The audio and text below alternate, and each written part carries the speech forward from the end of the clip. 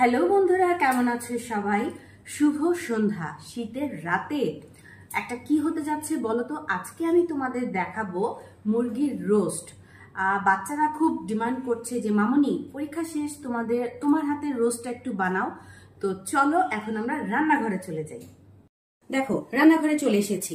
তো যেহেতু আমি বললাম আমি আজকে তোমাদের সাথে মুরগির রোস্ট রান্নাটা শেয়ার করব, আমি কিভাবে করি তার জন্য আমি এখানে একটা মুরগি এইরকম করে কেটে নিয়েছি। দেখেছো, এইরকম পিস করে, কারণ এটাই হচ্ছে সাধারণত মুরগির রোস্টের পিস। এরপর আমি ভালো মতো ধুয়ে এটার মধ্যে 1 চামচ লবণ এবং 1.5 চামচের মতো রসুন দিয়ে আধা ঘন্টার জন্য ম্যারিনেটে রেখে দিয়েছিলাম। এখন আমি যেটা করব, আমি রোস্টগুলো একটু ভেজে নেব, মাংসের রোস্টগুলো ভেজে নেব। এবং আমি কেমন করে ভাজছি সেটাও আমি তোমাদের সাথে শেয়ার করব যে কতটুকু ভাজছি। চলো আমি একটা পিস আগে ভেজে নিই। আমি মুরগির রোস্টের পিসগুলো ঠিক এই রকম ভাবে ভেজে নিয়েছি, একটু হালকা লাল লাল করে সুন্দর করে ভেজে নিয়েছি, তাহলে একটু গন্ধটাও খুব সুন্দর আসে, একটু ভাজা ভাজা মাংসের গন্ধ আসবে আর খেতেও খুব ভাল লাগবে। তারপর আমি পরবর্তী স্টেপে চলে যাচ্ছি। আমি চিকেনগুলো ভেজে নিয়েছি, রোস্টের জন্য দিয়ে দিচ্ছি, তেল গরম হয়ে গেছে, দিয়ে দিচ্ছি এলাচ দারচিনি হয়ে গেছে, দিয়ে দিচ্ছি 1 কাপ মতো পেঁয়াজ বাটা, দিয়ে দেবো 1 চামচ রসুন বাটা। পেঁয়াজ আর রসুনটা আগে ভালো মতো ভেজে নেব, পরে অন্যান্য মশলা দেব। দিয়ে দিচ্ছি কাজু বাদাম বাটা। আমি এখানে 2 চামচ কাজু বাদাম নিয়েছি, আর কাজু বাদামটা আমি জল দিয়ে ভালো মতো ব্লেন্ড করাতে এটা 1 কাপ মতো হয়েছে।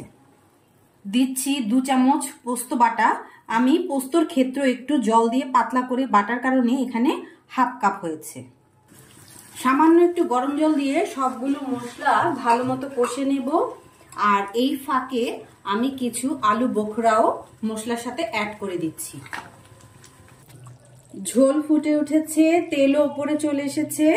ভেজে রাখা মাংসগুলো সব এক এক করে সুন্দর করে ঝোলের মধ্যে বিছিয়ে দেব। সবগুলো মাংস দিয়ে আমি ঝোলের সাথে সুন্দর করে নেড়েচেড়ে দিয়েছি। এখন আমি 15 মিনিট এটা ঢাকা দিয়ে রেখে দেব, আস্তে আস্তে ফুটে ফুটে মাংসের মধ্যে সব মশলা ঢোকার জন্য। যদিও মাংসটা ভেজে নিয়েছি তখনই মোটামুটি সিদ্ধ হয়ে গেছে, কিন্তু এটা আস্তে আস্তে রান্না করলে কি হবে, মাংস আর ঝোলে একটা মাখো মাখো যে গ্রেভি ব্যাপারটা থাকবে রোস্টের, ওটা হতে সাহায্য করবে। তারপর আমি ফিরে আসছি। টানটানা, আমার রোস্ট একদম কমপ্লিট। ঝোলে আর মাংসে একদম মাখামাখি হয়ে গেছে, ওপরে তেল ভাসছে।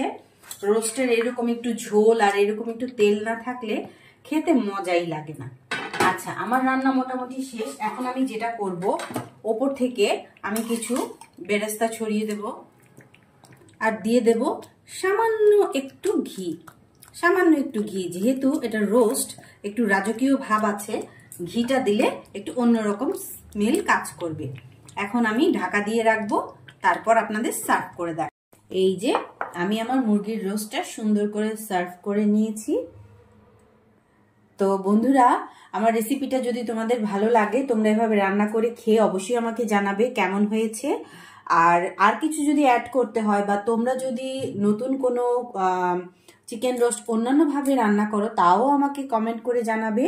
আর অবশ্যই ভালোবেসে আমার ভ্যারাইটি অফ লাইফ চ্যানেলটা সাবস্ক্রাইব করে লাইক কমেন্ট শেয়ার করে আমার পাশে থাকবে। আমাকে ভালোবেসে তোমরা অনেক দূর নিয়ে যাবে আমি জানি। ধন্যবাদ সবাইকে।